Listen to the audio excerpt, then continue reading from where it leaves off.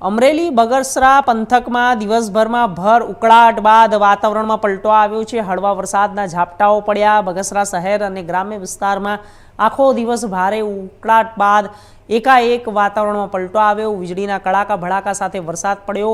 બગસરા તાલુકાના ખારી, ખીજડીયા અને હડાળા, પીઠડિયા, માજીવાવ અને નવા જૂના વાઘણિયા સહિત ગ્રામ્ય વિસ્તારોમાં વરસાદના ઝાપટાઓ પડ્યા। ખેડૂતો ચોમાસું વાવેતર કરી રહ્યા છે તેવા સમયે હળવા વરસાદ પડતા ખેડૂતોમાં ખુશી અને આ વર્ષે સારા પ્રમાણમાં કપાસ, મગફળી અને સોયાબીનનું વાવેતર થઈ રહ્યું છે। હળવા વરસાદી ઝાપટાઓ વાતાવરણમાં પણ ફેરફાર થયો છે, વાવેતરમાં ફાયદાકારક રહેશે। વીજળીના કડાકા ભડાકા સાથે વરસાદ શરૂ થતાં ઘડીભર વીજળી પણ ગુલ થઈ ગઈ હતી અને ત્યારબાદ વરસાદ પડતા વાતાવરણમાં ઠંડક પ્રસરી હતી અને ગરમીથી રાહત મળી છે।